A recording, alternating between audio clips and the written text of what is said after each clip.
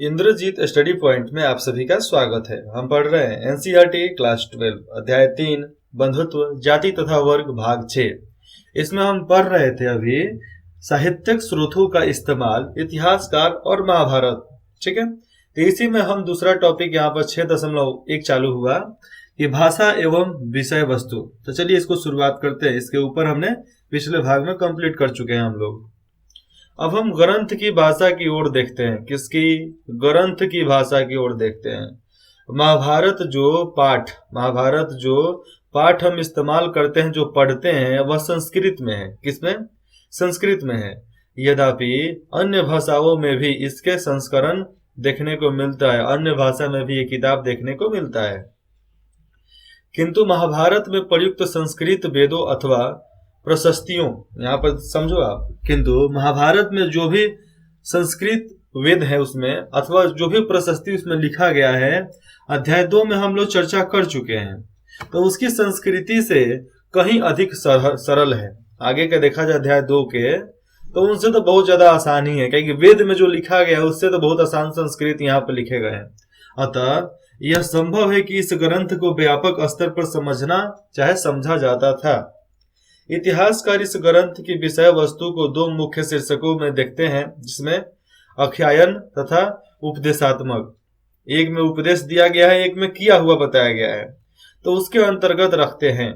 आख्यान की कहानी, यहाँ पर उपदेश शब्द का बताया गया है, उसका मतलब होता है निर्देश अथवा दिशा, लेकिन आख्यान का नहीं बताया गया है, उसका मतलब यहाँ पर बताया गया है। आख्यान में कहानियों का संग्रह है, मतलब जहाँ पर ढेर सारा कहानी है, और उपदेशात्मक भाग में सामाजिक आचार विचार के मानदंडों का चित्रण वहां पर देखा जाता है, किंतु यह विभाजन पूरी तरह अपने में एकांकी नहीं है। उपदेशात्मक तौर पर देखा जाए तो अंशों में भी कहानियां होती हैं, और बौद्ध आख्यानों में समाज के लिए एक सबक निहित है, उसमें समाज के लिए एक सबक भी उसमें बनाया गया है, लिखा गया है कि समाज कैसे सुधर सकता है, समाज के लिए क्या अच्छा है क्या गलत है, वह भी वहां पर लिखा गया है। अधिकतर इतिहासकार इस बात पर एकमत हैं। अधिकतर इतिहासकार जो हैं बहुत सारे, वो एक ही बात को मत देते हैं, एक ही बात को आगे बढ़ा रहे हैं कि महाभारत वस्तुतः एक भाग में नाटकीय कथानक था, मतलब एक समय में वो कथा था, केवल बस नाटक वाला, उससे ज्यादा कुछ नहीं, जिसमें उपदेशात्मक अंश बाद में जोड़े गए हैं। नाटक में उपदेश जोड़कर साथ में उसको काव्य बना दिया गया है, ग्रंथ बना दिया गया है। तो देखो 3 का यहाँ पर चित्र के बारे में बताया गया है। तो श्री कृष्ण अर्जुन को उपदेश देते हुए, यहाँ पर श्री कृष्ण अर्जुन को उपदेश दे रहे हैं। महाभारत का सबसे महत्वपूर्ण उपदेशात्मक अंश भागवत गीता है, जहाँ कुरुक्षेत्र की युद्ध भूमि में श्री कृष्ण अर्जुन को उपदेश देते हैं कि इस दृश्य को चित्रों और मूर्ति कला में कई बार दर्शाया गया है। इस चित्र का काल 18वीं शताब्दी है, मतलब इस चित्र को 18वीं शताब्दी में बनाया गया है। और वे उपदेश दे रहे हैं कि हे अर्जुन, शरीर अलग होता है, प्राण अलग होते हैं, इसलिए शरीर से मोह नहीं करो, शरीर को काटो फाड़ो। और उनको सारी सीख देते हैं कि किनकी इज्जत करनी चाहिए, किनकी नहीं करनी चाहिए।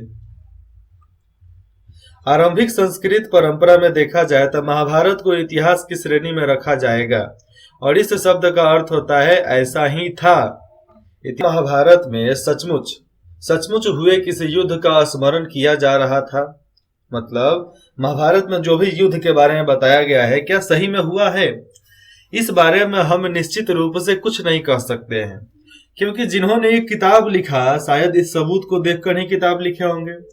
कुछ इतिहासकारों का मानना है कि वो मानते हैं कि स्वजनों के बीच, अपने जात पटीदार के बीच में, अपने परिवार के बीच में, अपने भाई बंधुओं के बीच में हुए युद्ध की स्मृति ही महाभारत का मुख्य कथानक है।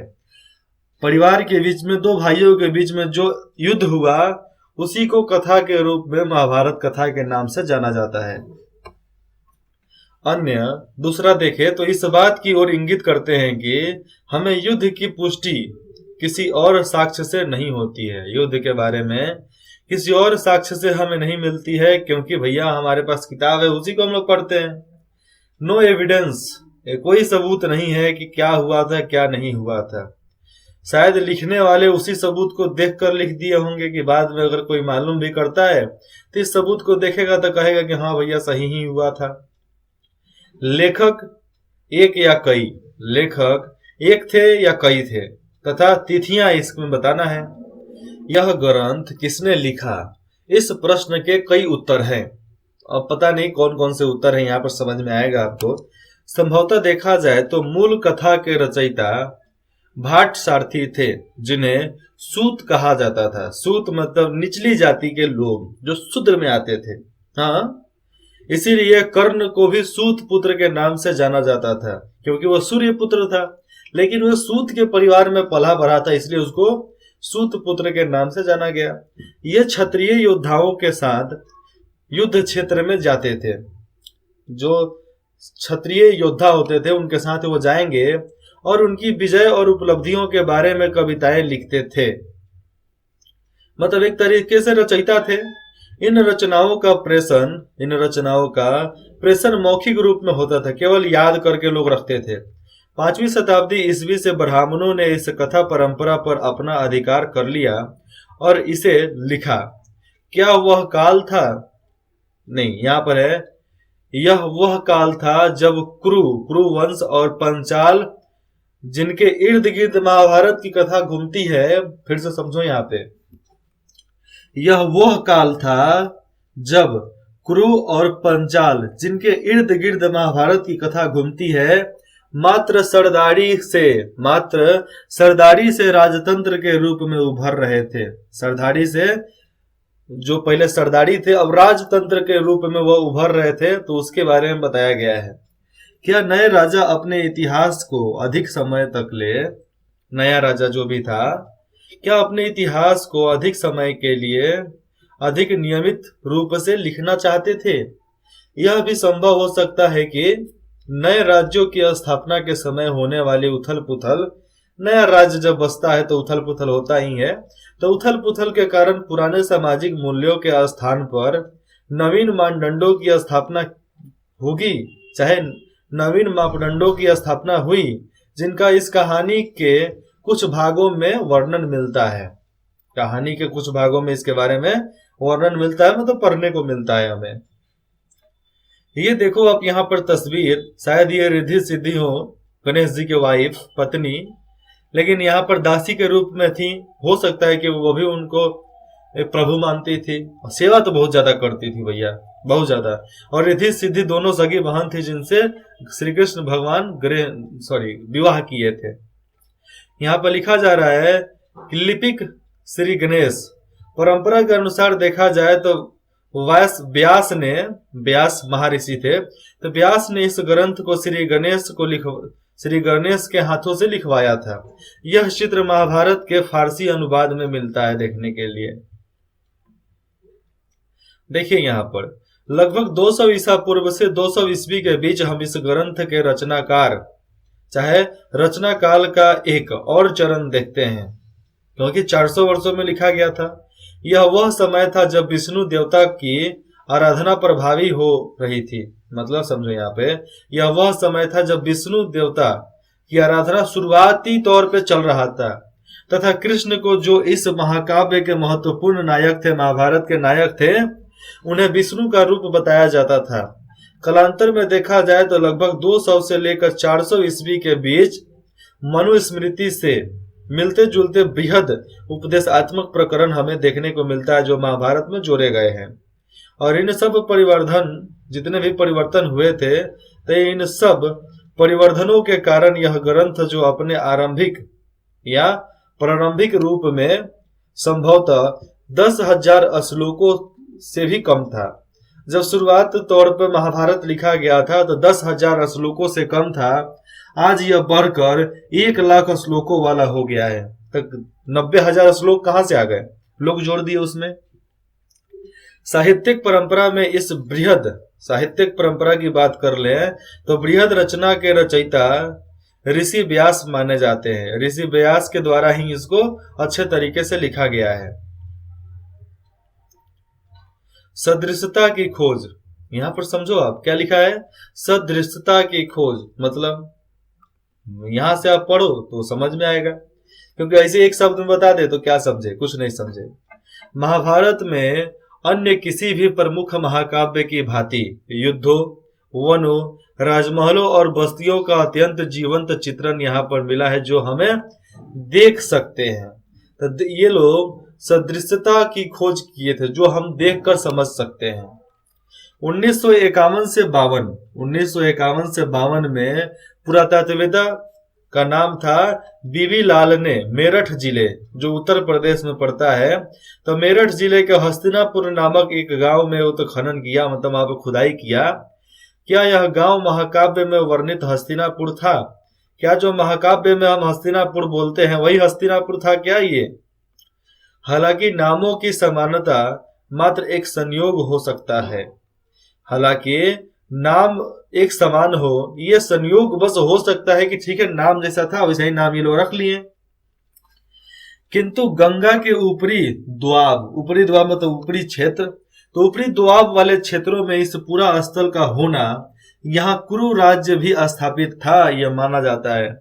इस ओर इंगित करता है कि यह पूरा स्थल कुरुओं की राजधानी हस्तिनापुर हो सकती थी। यह कुरु वंश की राजधानी हस्तिनापुर हो सकती थी, जिसका उल्लेख महाभारत में हमें देखने को मिला है। बीबी लाल को यहाँ आबादी में 5 स्तरों के साक्ष्य मिले हैं।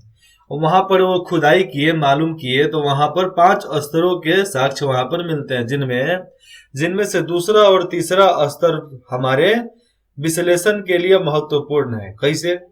दूसरे स्तर पर लगभग 12वीं से 7वीं शताब्दी ईसा पूर्व में कुछ लिखा गया होगा।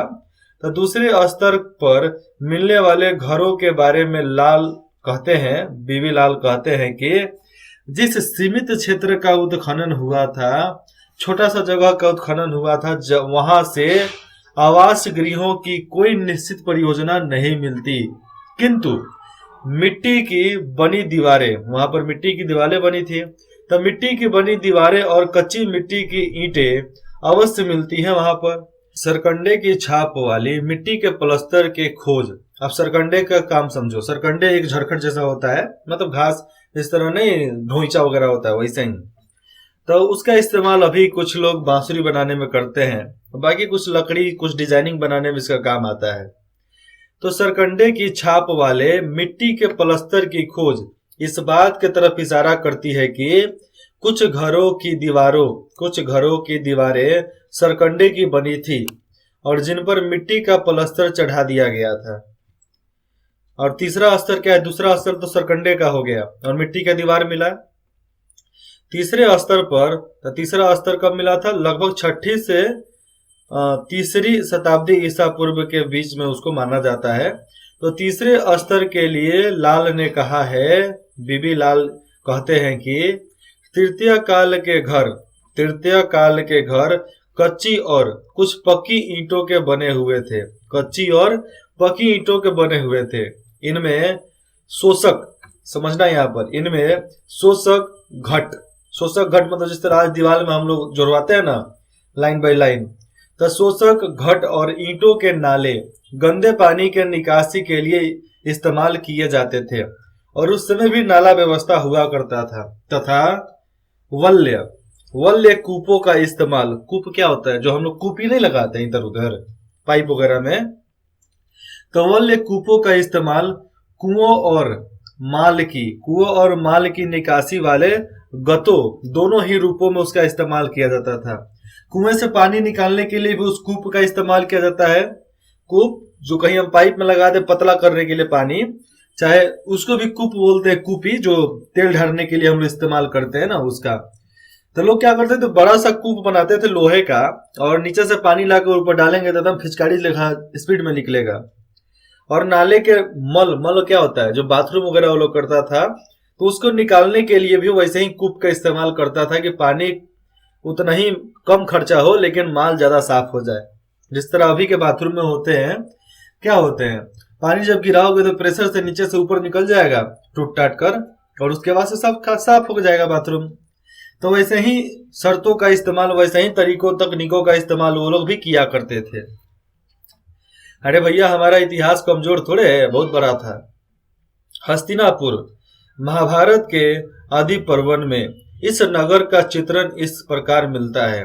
यह नगर जो समुद्र की भांति भरा हुआ था, एकदम पूरा भरा हुआ था, जो सैकड़ों प्रसादों से संकुलित था। अनेकों प्रकार का उसमें लोग थे, अनेकों प्रकार की शक्तियां थी, अनेकों प्रकार के विचार थे, अनेकों प्रकार के उसमें सिस्टम था। पूरा केंद्र तो इतना अच्छा कि देखने के बाद मन मोहित हो जाए उस पे। और इसके सिंह द्वार, इसका जो बड़ा सा द्वार था, तोरण और जो कंगुरे थे, कंगुरे सघन बादलों की ओर, बादलों की तरफ घुमर रहे थे, मतलब उधर ही घूम रहे थे, ऊपर जाकर एकदम नीचे नीचे ऊपर नीचे कर रहे थे, कुछ बना होगा। यह इंद्र की नगरी के समान शोभामान थी और एकदम इंद्र के नगरी जैसा इसको बनाया गया था। अब है कि नहीं है भैया तो मैं जानता नहीं हूँ, देखा तो हूं नहीं। क्या नगर का यह चित्रण महाकाव्य के मुख्य, यहाँ पर समझो आप, क्या नगर का यह जो चित्रण हमको समझ में आता है, क्या महाकाव्य के मुख्य कथानक के बाद में ईसा पूर्व 6ठी शताब्दी के पश्चात इसमें जोड़ा गया था, या कब? जब इस क्षेत्र में नगरों का विकास हुआ, अथवा यह मात्र कवियों की कल्पना की उड़ान थी? मतलब हमारे जमाने में, मतलब जब आज से 2-3 हजार साल पहले, उस समय तो यहाँ पर सब बसना चालू हुआ, समाज जितने प्रकार के घर थे उसके बाद बनना चालू हुआ। तो भैया उससे पहले महल कहाँ से था? महल क्या कर रहा था? राज दरबार, राजा, महल, पूरा स्वर्ग नगरी कहाँ से आया? ये प्रश्न उठता है ना कि क्या यह जो हम महाभारत का कथा जो पढ़ते हैं, ये किसी कवि का कल्पना है? कोई कविता लिखने वाला कल्पना करके इसको लिख दिया है, जिसकी अन्य किसी भी साक्ष्य के साथ तुलना कर उसे प्रमाणित नहीं किया जा सकता था। एक उदाहरण के तौर पर हम देखेंगे तो गौर कीजिएगा, महाभारत की सबसे चुनौतीपूर्ण उपकथा द्रौपदी के पांडवों के विवाह थी। यहाँ पर समझो आप कि एक और उदाहरण पर इस पर गौर कीजिए कि महाभारत की सबसे चुनौतीपूर्ण कथा थी जो द्रौपदी के और पांडवों के विवाह की थी, क्योंकि पांचों भाई से विवाह करना था उसको। यह बहुपति विवाह का उदाहरण है, जिसमें एक पत्नी के अनेकों पति, जो महाभारत की कथा का विभिन्न अंग है। यदि हम महाकाव्य के इस अंश का विश्लेषण करें तो यह विदित होता है कि यह हमें मालूम होता है कि लेखकों ने विभिन्न तरीकों से इसका स्पष्टीकरण देने का प्रयास किया है। जैसे में देखो, द्रौपदी का विवाह तो पांचाल नरेश ध्रुपद, पांचाल नरेश के राजा थे ध्रुपद, जो द्रोण के मित्र भी हुआ करते थे। तो ध्रुपद ने एक स्वयंवर का आयोजन किया, जिसमें यह शर्त रखी गई कि धनुष की चाप चढ़ाकर निशाने पर तीर मारेगा विजेता उनकी पुत्री, जो भी विजेता होगा तो उनकी पुत्री द्रौपदी से विवाह करने के लिए चुना जाएगा। अर्जुन ने यह प्रतियोगिता जीती और द्रौपदी ने उसे वरमाला पहनाई और विवाह हो गया। पांडव उसे लेकर अपनी माता कुंती के पास गए। उन्होंने बिना देखे ही उन्हें लाई गई वस्तु को आपस में बांट लेने का कहा कि बांट लो सब आपस में। जब कुंती ने द्रौपदी को देखा तो उन्हें अपनी भूल का एहसास हुआ, किंतु उनकी आज्ञा की अवहेलना ना हो, माता की आज्ञा की अवहेलना ना हो सके, इसीलिए बहुत सोच विचार करके उसके बाद युधिष्ठिर ने यह निर्णय लिया कि द्रौपदी उन पांचों की पत्नी होगी। बाबा क्या बात है, एक भाई जीत कर ले, सब भाइयों बियाह कर लन सब। जब द्रुपद को यह बात बताया गया, जब उसको मालूम चला तो उन्होंने इसका विरोध किया, किंतु ऋषि व्यास ने उसे इस तथ्य से अवगत कराया कि पांडव वास्तव में इंद्र के अवतार थे और उनकी पत्नी ने ही, जो इंद्र की पत्नी है, वही द्रौपदी के रूप में जन्म लिया था, ली है। अतः नियति ने ही उन सबका साथ निश्चित कर दिया था, तो इसमें आप कुछ नहीं कर सकते हो। व्यास ने यह भी बताया कि एक बार युवा स्त्री ने पति प्राप्ति के लिए शिव का आराधना की। एक लड़की ने जो जवान थी, उसने पति की प्राप्ति के लिए शिव का क्या किया, आराधना की। और उत्साह के अतिरिक्त इतना उत्साह थी, इतना उत्साही खुश थी, जब वहां पर शिव प्रकट हुए तो एक के बजाय 5 बार पति प्राप्त का वर मांग लिया। पति पति पति पति पति, शंकर भगवान बोले तथास्तु बालिके, तेरा का 5 पति होगा, घबरा मत। और इसी स्त्री ने द्रौपदी के रूप में यहाँ पर जन्म लिया तथा शिव ने उनकी प्रार्थना को परिपूर्ण किया, पूरा कर दिया, अर्पित कर दिया उनको। ले भैया, तुम्हारा ही कहना सही होगा। इन कहानियों से संतुष्ट होकर द्रुपद ने इस विवाह को अपनी सहमति प्रदान कर दी और उसके बाद से मालूम चल गया कि भैया उन लोगों का विवाह ऐसे कारण हुआ है, तो फिर द्रुपद को कोई दिक्कत नहीं था। ये तस्वीर देखो, हस्तिनापुर में उत्खनित एक दीवार का अंश यहाँ पर दिख रहा है जो हस्तिनापुर से मिला है। वर्तमान इतिहासकारों का यह सुझाव है कि जो अभी के इतिहासकार हैं वो बोलते हैं कि लेखकों द्वारा बहुपति विवाह संबंध का चित्रण इस बात की ओर इंगित करता है कि संभवतः यह प्रथा शासकों के विशिष्ट वर्गों में किसी काल में मौजूद थी, किंतु साथ ही इस प्रकरण के विभिन्न स्पष्टीकरण इस बात को भी व्यंजित करता है, बताता है कि अलग अलग बात को जानकर यह स्पष्टीकरण लोग देते हैं कि समय के साथ बहुपति प्रथा उन ब्राह्मणों में अमान्य हो गया, ब्राह्मण मानने से इनकार कर दिए, जिन्होंने कई शताब्दियों के दौरान इस ग्रंथ को पुनः निर्मित किया था। उन्होंने इसको अमान्य घोषित कर दिया और बहुपति प्रथा खत्म करवाने के लिए कोशिश की और खत्म करवा भी दिए। आज कभी सुने हो कि एक पत्नी 5-5, 6-6 पति रखा है? हाँ, वैलिड रूप में पति रखी है, नहीं सुनोगे। क्यों? क्योंकि भैया वो सब है ही नहीं। लेकिन आज भी है, कहीं ना कहीं तो है। आज भी बहुत लड़कियां चाहती हैं कि नहीं हमारे इतने सारे पति हो, क्या बिगड़ जाएगा मेरा। क्या कर सकते हो भैया, तुम सब कुछ नहीं कर सकते हो, शारीरिक संबंध के अलावा कुछ नहीं कर सकते हो। और क्या करो, खा थोड़े जाओगे उसको। कुछ इतिहासकार इस तथ्य की ओर ध्यान दिलाते हैं कि यद्यपि ब्राह्मणों की दृष्टि में बहुपति प्रथा जो था, अनेक पति रखने का प्रथा जो था, अमान्य और अवांछित थी, उसको गलत ठहराकर उसको बंद कर दिया गया। यह हिमालय क्षेत्र में प्रचलन में थी, यह हिमालय के इलाके में प्रचलन भी थी और आज भी उधर के जमाने में, मतलब हिमालय के तरफ आज भी इस प्रथा को कायम रखा जाता है। मालूम भी होना चाहिए आप सबको। हिमालय के क्षेत्र में जब आप जाओगे तो उधर के इलाके में आज भी है कि वहां पर जाकर आप लड़की को पसंद नहीं करते हो, लड़की तुम्हें पसंद करेगी, लड़की तुम्हारे साथ भाग भी जाएगी। तुम कुछ नहीं कर सकते हो, भाग जाएगी तुम्हारे साथ, तुमको लेकर भागेगी, कहेगी नहीं मेरे को लेकर भागो। और उधर की लड़कियां बहुत सुंदर सुंदर होती हैं, लगता है कि मालपुआ रसगुल्ला है। रसगुल्ला क्या है? रसगुल्ला। इतना सुंदर सुंदर लड़कियां होती है, आंख काला काला, मस्त लगती हैं सब। जाओ कभी मौज करो, मस्ती करो। और नेपाल में भी बहुत अच्छी अच्छी प्रकार की बहुप्रचलित बहुपति प्रथा भी है, कुछ इलाकों में है, ज्यादा नहीं है। लेकिन हिमालय के इलाके में जब ऊपर जाओगे कश्मीर के तरफ तो उधर के साइड में है, नेपाल में भी है, सिक्किम में है, अरुणाचल प्रदेश का इलाका तो मुझे पता नहीं, लेकिन हो सकता है उधर भी होगा क्योंकि वो भी हिमालय के क्षेत्र में आता है। यह भी कहा जाता होगा कि युद्ध के समय स्त्रियों की कमी के कारण, युद्ध के समय स्त्री की कमी होती थी, उसके कारण बहुपति प्रथा को अपनाया गया। और दूसरे शब्द में कहें तो संकट की स्थिति में इसे अपनाया गया था जनसंख्या बढ़ाने के लिए। कुछ आरंभिक स्रोत इस तथ्य की ओर पुष्टि करते हैं कि बहुपति प्रथा जो था, बहुपति प्रथा न तो एकमात्र विवाह पद्धति थी, न ही केवल वही एक विवाह पद्धति थी, और न ही यह सबसे अधिक प्रचलित थी, न एक वही थी और न सबसे ज्यादा प्रचलित थी। फिर क्यों इस ग्रंथ में रचनाकारों ने इस प्रथा को महाभारत के प्रमुख पात्रों के साथ विभिन्न रूप से जोड़कर देखा? हमें यह बात ध्यान में रखनी चाहिए कि सृजनात्मक दृष्टि से देखा जाए, सृजनात्मक साहित्य की अपनी कथा संबंधित जरूरतें होती है। हर जो भी कथा लिखा जाता है उसकी एक रचना जो होती है ना, रचना के अनुसार उसमें कुछ लिखा जाता है जो हमेशा समाज में मौजूद वास्तविकताओं को ही नहीं दर्शाती। ऐसे भी तथ्य लिखे जाते हैं जो समाज में कभी वास्तविकताओं को नहीं दर्शाती, जो हुआ है उसको नहीं दर्शाती। आज कोई लड़का बोलता है कि तुम नहीं पता कृष्ण भगवान के 16,000 पत्नियां थी, प्रेमिकाएं थी, तुमको नहीं पता कृष्ण भगवान के 3-3 पत्नियां थी, दशरथ जी के 3-3 पत्नियां थी, तो औरत क्या बोलेगी, तो औरत के लिए भी बना दिया गया। मत भूलना बउआ, इतिहास में हमारे महाभारत में यह भी लिखा है कि एक पत्नी के पांच पांच पति हो सकते हैं, पंचालीन।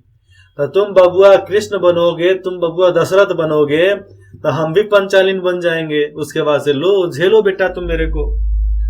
तो ऐसे लड़कियां बोल सकती हैं, ऐसे औरतें बोल सकती हैं, इसीलिए इस प्रथा को जोड़ा गया। क्यों? क्योंकि ये जरूरी था। यहाँ पे एक गतिशील ग्रंथ के बारे में देखो। यहाँ पे महाभारत का विकास संस्कृत के पाठ के साथ ही समाप्त नहीं हो गया था। शताब्दियों से इस महाकाव्य के अनेक पठांतर भिन्न भिन्न भाषाओं में लिखे गए हैं, और इनके जितने भी पाठ है अलग अलग भाषाओं में लिखे गए हैं। चाहे पढ़ने वाला जो भी हो, अलग अलग भाषाओं में लिख दिया है। ये सब उस संवाद को दर्शाते हैं जो इनके लेखकों अन्य लोगों और समुदायों के बीच कायम हुए थे, उसी को लिखते हैं। अन्य कहानियां जिसका उद्भव एक क्षेत्र विशेष में हुआ था, जिनका खास लोगों के बीच प्रसार हुआ, खास लोगों के बीच में रहा, वे सब इस महाकाव्य में समाहित कर ली गई।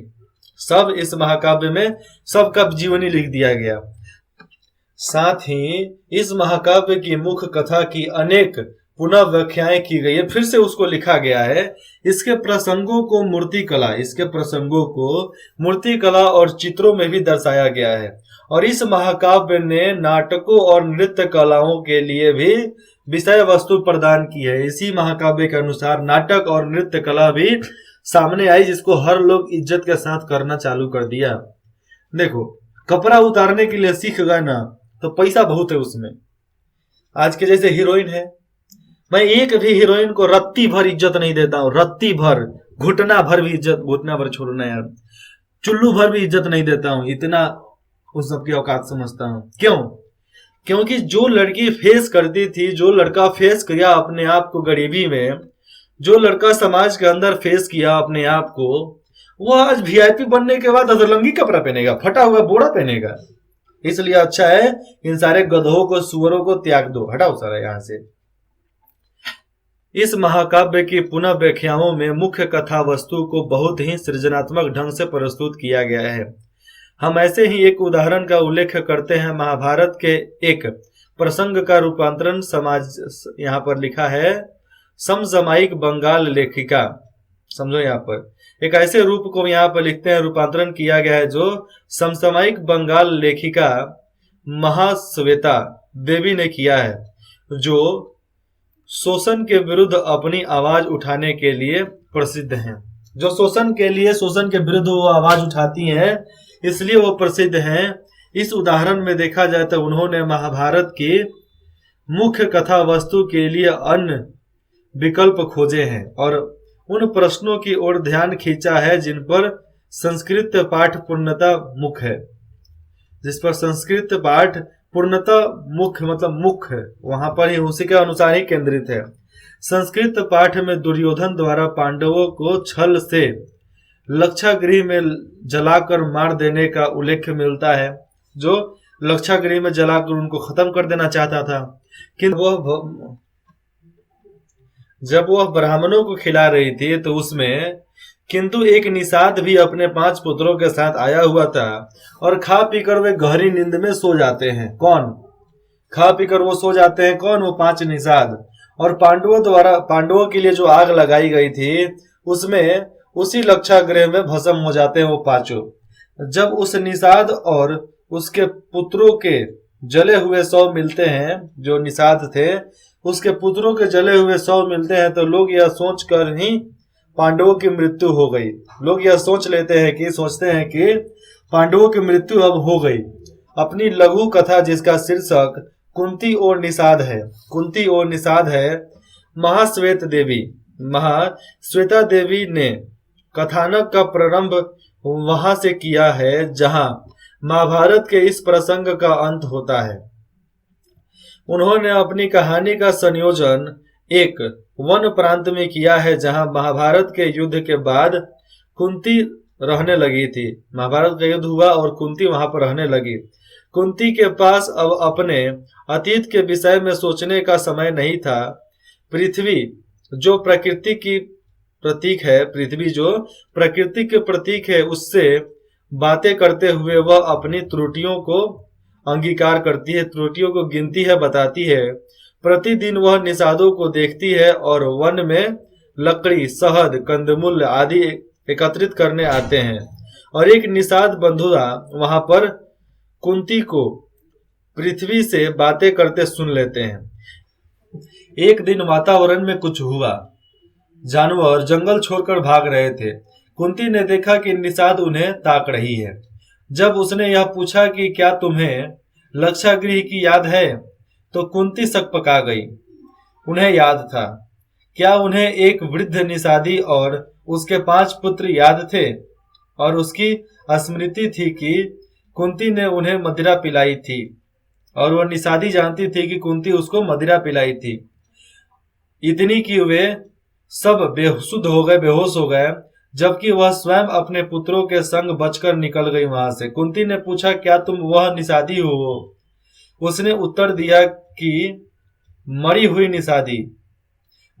निषादी उसकी सास थी। क्या थी? सास थी। और निषादी भाग गई।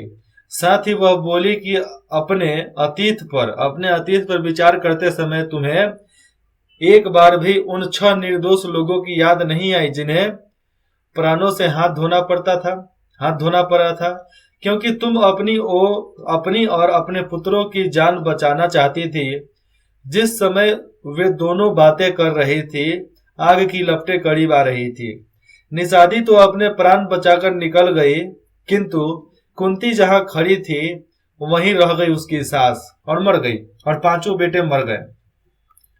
काल रेखा प्रमुख साहित्य परंपरा 500 ईसा पूर्व पाणिनि की अष्टाध्यायी संस्कृत व्याकरण, और ये लगभग 500 से 200 ईसा पूर्व में हुआ था प्रमुख धर्मसूत्र संस्कृत में। ऐसा ही आप इसको याद कर सकते हो। 500 से ईसा पूर्व में 400 ईस्वी के बीच में रामायण और महाभारत लिखा गया था संस्कृत में। 200 ईसा पूर्व से 200 ईस्वी के बीच में मनुस्मृति संस्कृत में लिखा गया था। तमिल संगम साहित्य की रचना की गई थी, संकलन हुआ था महाभारत का। लगभग 100 ईस्वी, उस समय चरक और सुश्रुत सहित आयुर्वेद के ग्रंथ लिखे गए संस्कृत में। लगभग 200 ईस्वी से पुराणों का स्खलन किया गया, पुराण लिखना चालू। लगभग 300 ईस्वी से भरत मुनि का नाटकीय शास्त्र लिखा गया। 300 से 600 ईस्वी के दौरान अन्य धर्मशास्त्र लिखे गए संस्कृत में। 400 से 500 ईस्वी के दौरान संस्कृत नाटक कालिदास ने क्या लिखा? साहित्य सहित खगोल और गणित शास्त्र पर आर्यभट्ट और बराहमिहिर के ग्रंथ लिखे गए संस्कृत में। जैन ग्रंथों का संग्रहण हुआ प्रकृत में। काल रेखा 2 महाभारत के अध्ययन में प्रमुख कीर्तिमान, जैसे में आता है यहाँ पर 20वीं सदी में 1919 से लेकर 66 के बीच में महाभारत के समालोचनात्मक संस्करण की कल्पना की गई थी, वहां प्रकाशन किया गया था। 1973 के बीच में जे.बी. बैन ब्यूटेनन द्वारा समालोचनात्मक संस्करण का अंग्रेजी अनुवाद हुआ था। आरंभ 1978 में उनकी मृत्यु के बाद यह परियोजना अधूरी रह गई थी। अगर मृत्यु नहीं होता तो जीत जाते। उत्तर 100 से 150 शब्दों में स्पष्ट कीजिए कि विशिष्ट परिवारों में पैतृक वंशकता क्यों महत्वपूर्ण है। कुछ ऐसे परिवारों में जो राजवंश से जुड़े हुए हैं, उनके बीच पैतृक वंशकता क्यों महत्वपूर्ण है, इसके बारे में आराम से हो सकता है। मैं तो खुद बोलूं तो 200-300 पन्ना में तो बोल ही दूंगा, क्योंकि पूरा इतिहास बोल डालो, क्योंकि सब तो उसी पर निर्भर होता है। लेकिन यहाँ पर कारण बताना है, जो हम आराम से 100 से 150 शब्दों में लिख सकते हैं। आगे आता है लघु प्रश्न। भारतीय साहित्य के प्रसिद्ध इतिहासकार क्या नाम था? मैरिस। तो मैरिस विटर्ज, नाम भी थोड़ा अलग है। तो विटर्ज ने महाभारत के बारे में लिखा था कि चूंकि महाभारत संपूर्ण साहित्य का प्रतिनिधित्व करता है, बहुत सारी और अनेक प्रकार की चीजें उसमें निहित है। वह भारतीयों की आत्मा की आधार गहराई को एक अंतर्दृष्टि प्रदान करता है। उस पर चर्चा कीजिए और बताइए। समझ में आया? इसी पर बताना है कि प्रसिद्ध इतिहासकार के बारे में और क्या क्या उन्होंने गहराई से बताया उसके बारे में।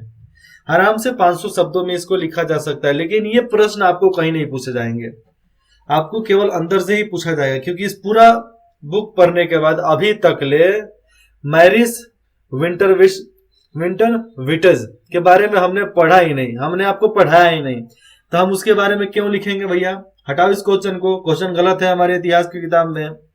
हम अंग्रेजों के बारे में क्यों पढ़े जब हमारा इतिहास इतना महान है, इतना गौरवशाली है? तो नहीं पढ़ेंगे, काम खत्म।